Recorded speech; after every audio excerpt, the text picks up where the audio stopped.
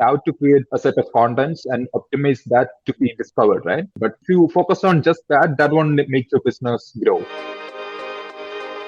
So instead of SEO, I would like to call it, SEPO. It's just more like search engine and people optimization. Memorable Marketing by Media Group is a podcast where we interview leading CMOs, business innovators, entrepreneurs, experts on all things marketing, brands, campaigns, and awareness. My name is Thomas Mai, and I'm your host.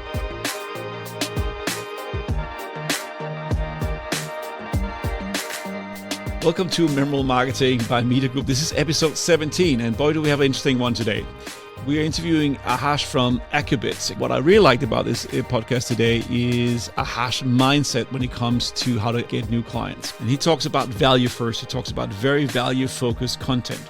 And then he talks about not SEO, but SEPO. He calls it Search Engine People Optimisation. So stay tuned for this great episode. You'll like it.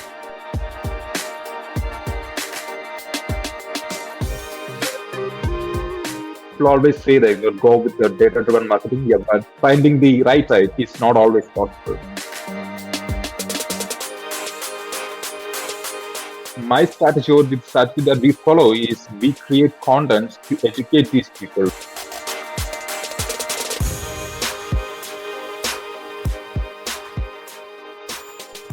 Thank you so much, Aharsh, for being on the podcast. Thank you for coming on Memorable Marketing. Thank you, Thomas, for having me. Thank you, Zane. Thank you. So what is Accubits?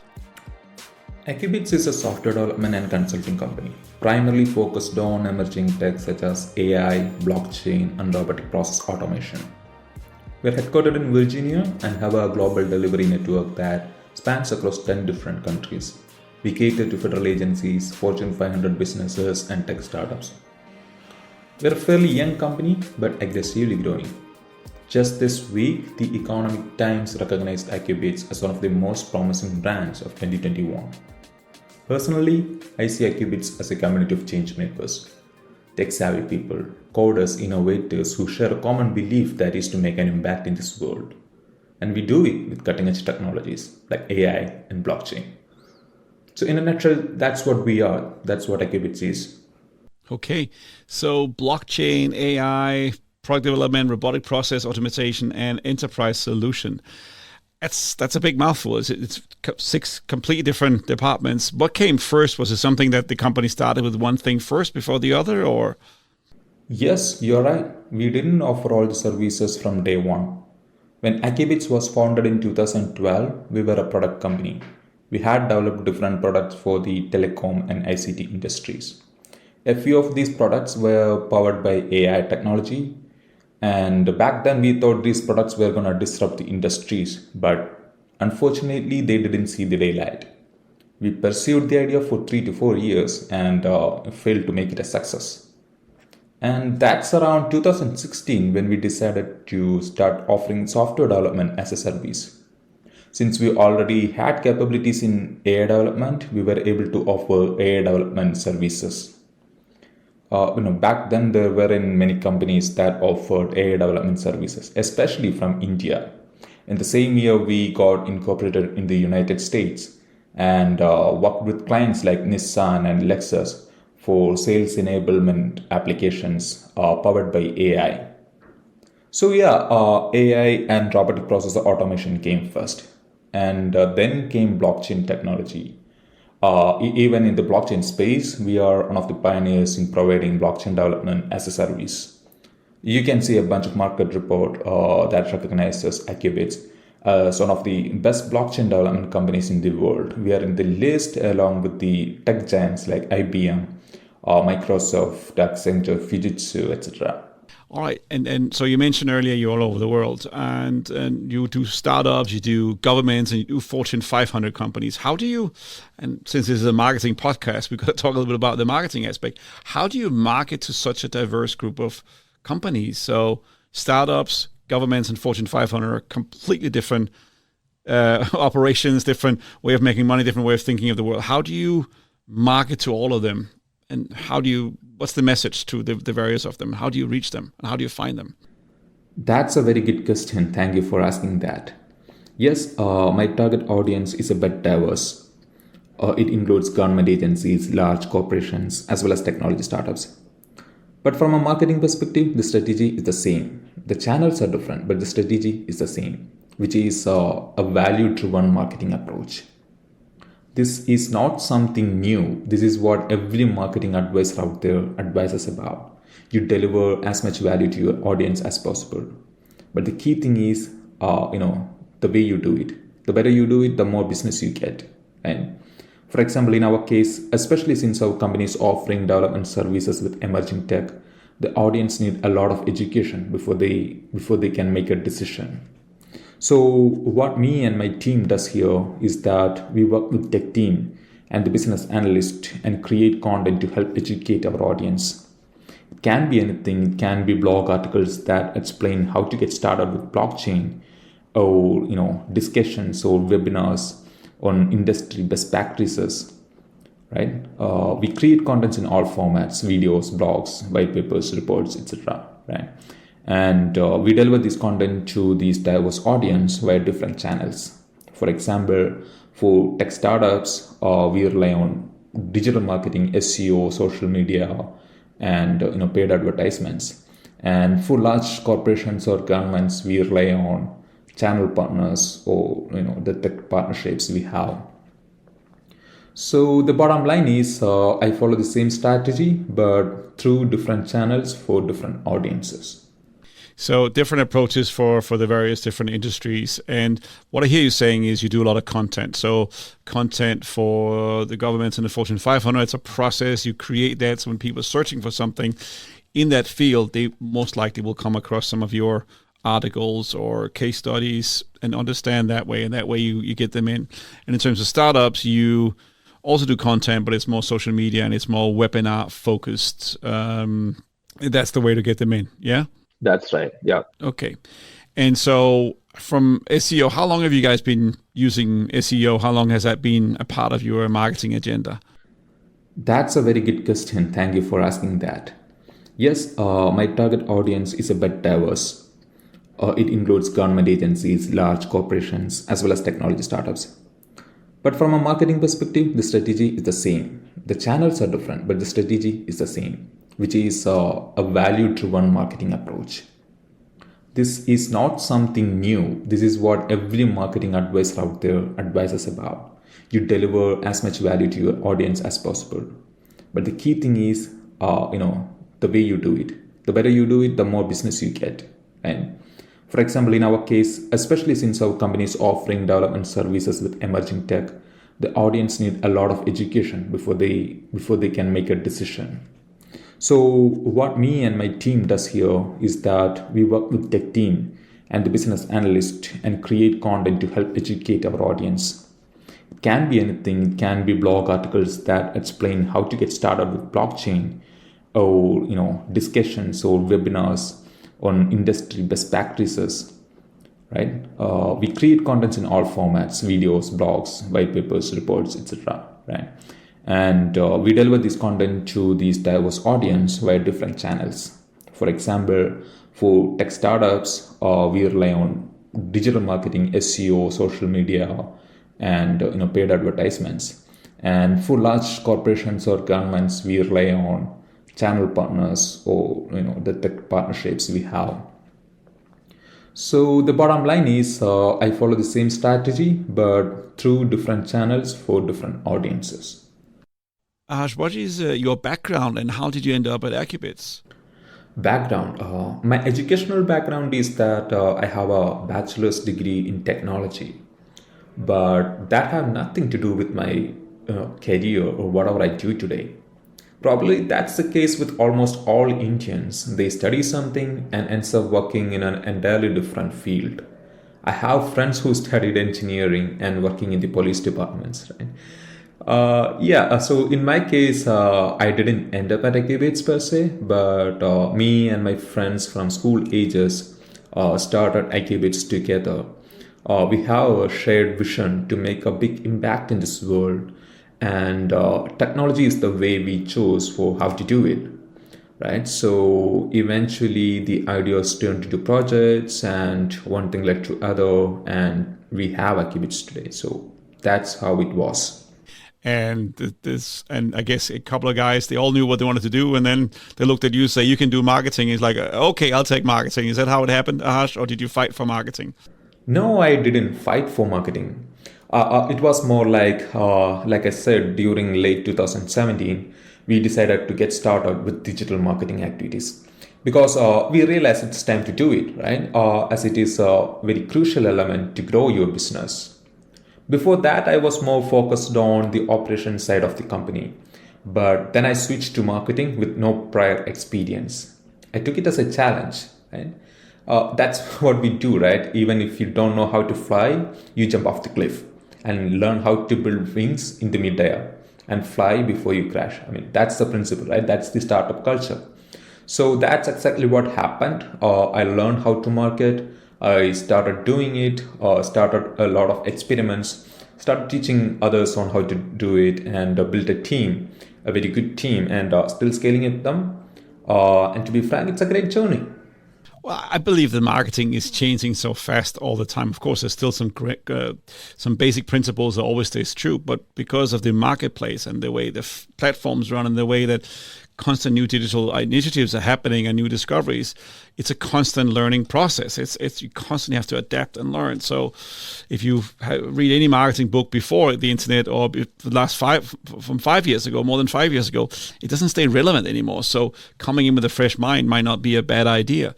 So what are the biggest obstacles you had to overcome in order to become the CMO of Acubates, and what have you learned in that process? Perhaps the biggest challenge I faced is to scale up the team. Right now, Accubits is a little over 400 employees, and we have 500 new job openings that need to be filled in the next 2 to 3 months. Right? See, as the company grows, you need to grow the marketing team to serve this bigger size company. That's one area that I found very challenging. That is scaling up the team without losing its quality. Right? Finding the skilled resources, the right resources, were challenging. I think it will always be the case. And that's challenge I faced from a marketing operations point of view. From a technical marketing perspective, I face a lot of small and big challenges day to day, week to week, right? I think every marketer faces that. The thing is, you solve it as early as you can and move on. As those are technical challenges, it doesn't take much time to solve them as well. So, yeah. If you go back to the SEO and the content, like how do you measure and optimize campaigns? What tools are you using, and what are you looking for? And are you able to find? There's many questions coming into one. I'm sorry. And as you discover and analyze the results, are you changing? Are you adapting? How are you learning to become better at it? So basically, it all falls into a bunch of matrices, right? Like you observe the values like your click-through rate, conversion rate, bounce rates, and so on, right? And these values tell you a story. It's basic if you think about it, right? If a piece of article is having high bounce rate, it means that either it's talking the wrong message or the right message is delivered to the wrong audience, right? So the key is to identify the probable cause of why things are not working and take experimental corrective measures and measure the results and derive your conclusion, right? In our case, we do the SEO and everything in 2 different blocks. One is the constant block, right? It directly markets what you have to offer to the client. For example, AI or blockchain development services, right? In our case. So you churn out good content pieces and market them. For example, publishing an article explaining what tech stack is, best suited for enterprise blockchain applications can be one. So there is this constant block, and then there is the derivatives block, right? The majority of the business you get would be from marketing the initiatives you take for the derivatives of what you have to offer, right? For example, in the blockchain space, asset tokenization was a big thing 3 years ago. 2 years ago, the demand was for DeFi or decentralized finance applications, right? And right now it's non-fungible tokens or NFTs. And I believe in the next year, it's going to be metaverse tokenization projects. So derivatives like this comes, all along from time to time. It changes from time to time. And what you got to do is you need to identify these opportunities as early as possible and tap into it, right? So the tools that I use to do this, I use Google Trends to identify what are the trends happening in the market. I use SEMrush or SEMrush for monitoring and tracking the results. And I also use HubSpot, Google Analytics, Data Studio, and these are the major tools I use for the digital marketing activities here. What campaign are you the most proud of, and why? Campaigns. I can talk of a few examples here. I would say blockchain development is our strongest arm. Right? A few years back, when asset tokenization and ICOs or initial coin offerings were a big hype, I launched a campaign, right? Something I remember. Again, the key here is to deliver great value to your audience, right? See, there was 10 to 20 companies that offered ICO launch platforms back then. And I saw that all of them marketed their platform saying that, hey, we have an ICO launch platform that can help you with launch your ICO, buy from us, right? That was the message I saw the most. But what we did different was that we created a tool to help entrepreneurs who are planning to launch an ICO, right? So this tokenomics, right? Tokenomics is an important part of ICOs. And the majority of entrepreneurs do not have a clue on how to develop tokenomics for their project. I saw that as an opportunity to add value. What I did was I learned some basics of economics and learn how to design tokenomics for a token issuance project. It takes a lot of effort, Apart from doing your day-to-day marketing activities, you need to learn new stuff like this to do marketing differently, right? To add more value to your audience. You need to gain more knowledge that your audience is seeking, right? So that's exactly what we did. I learned how to design tokenomics and created a tool, a calculator that helped entrepreneurs to design tokenomics for their ICOs. And then instead of marketing like, hey, we have an ICO launch platform, we said, instead we said like, hey, if you're going to launch an ICO, make sure you got your tokenomics sorted out. Here is a tool that can help you with it. Right? So instantly we are adding a value to the audience. We are giving them what they're looking for. And we are helping them with, their cause, right? The campaign was a huge success, right? For a short while, I was a tokenomics expert advising entrepreneurs on how to design their tokenomics. The thousands of entrepreneurs used the tool, and many of them used our platform to launch their ICO. Why? Because they trusted us with our effort, the efforts we made to help them. Another example would be the 1-hour blockchain consultation campaign that we launched to help entrepreneurs get a clear picture of the blockchain feasibility in their organization. I can keep going on with examples, but the key message I have is, identify how you can add value to your audience differently and get it done. I like we saying you're getting value first and you're trying to educate them first. And then hopefully whenever they're ready, whenever they want to go move, they want to choose you as opposed to someone else. Statistics, if you can share some of them with me, please do. So let's say you have 100 companies coming through, 1,000 companies come through. What are we at? 2%, 5% conversion rate, or approximately? What can you share that with me, or is that too? I would say, a 5 to 10% conversion is fairly decent. But again, these numbers can't be your go-to metrics to evaluate your performance. What I'm saying is, for a business like mine, the market is highly volatile. Right? I'll give you an example. When the People NFT got sold for 69 million, a few months back, it was a very big news. A lot of entrepreneurs who got curious of the domain wanted to learn more and explore the opportunities, right? During this period, we saw a huge surge in the inbound requests we received. Right? The majority would not have a solid intention to buy, right? But they still reach out to explore opportunities. It's purely driven by the market hype, right? And that would obviously decrease the conversion rate, right? The more number of requests you get, it's not sure, it's not always true that you would always convert all these leads, so the conversion rate would decrease as the result, right? And I observed the same thing that happened during back when the ICOs were hype as well. So yeah, that's what I have to talk about conversion rates and how I approach it. Okay, that makes sense. Do you, in terms of the blockchain technology, do you feel like when ever the Bitcoin price goes higher and higher, there's more interest, and as the Bitcoin price falls, there's less interest? Do you see a pattern there, or not something you've noticed? Yeah, I think so. I believe this is how it works, right? A good portion of people discover blockchain via Bitcoin, right? First, they hear about Bitcoin, they get impressed, then they come to know about its underlying technology, which is blockchain. And a few entrepreneurs among them see it as an opportunity to make a new product or something, right? So that's how I see how it works. It's just a thought. I cannot prove it. Maybe if you see the growth of Bitcoin, right, what started from 2008/2009, you can see that growing graph, right? The investments made in blockchain sector, if you take a look at that graph, it's similar to Bitcoin's as well. So that's my thought on that. Okay, that's good. What is the 5-year and 10-year vision? Where do you see the company going in 5 to 10 years? From a marketing point of view, my vision is to take the brand Accubits to a globally renowned brand. Our brand visibility is growing. Yeah, like I said, just this week, the Economic Times recognized Accubits as one of the most promising brands of 2021, and we are being recognized by many organizations and agencies these days, right? So right now we are geographically present in 10 countries, and I want more of the world to know about us, right? Not as just another IT company. We are a lot different in terms of the innovations we do and our principles and values, right?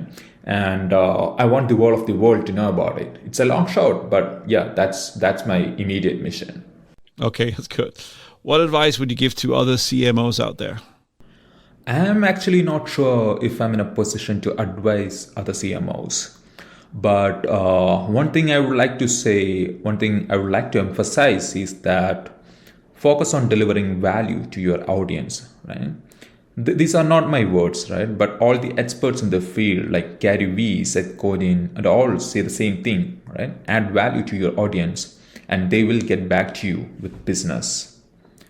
One thing I would like to add on top of that is that you will face challenges in adding value to your audience, right? That is when everyone is trying to add value. The value you add would become insignificant or unnoticed. Why? Because everyone else is doing the same, right? So now you have to go one level deeper. You need to identify opportunities that add value to your audience differently, right? Something that you are offering unique. If you're able to crack that, you're halfway there. And the rest half is in the execution and the introspection, right? On that note, I would like to point out one mistake that's being done by many marketers, which is, they focus too much on the technical aspect of marketing. For example, take SEO, right? To satisfy the search engines, the marketers stuff keywords without a good context or meaning. Maybe you have noticed that when you read a blog, you see out of meaning keywords appearing in the very beginning of sentence. It's such a people doesn't like that. People bounce off those kind of articles, right? It may satisfy the search engines, but not the people, right? So that's something I would like to give back to the marketing community. If you're still doing that, please stop that, right?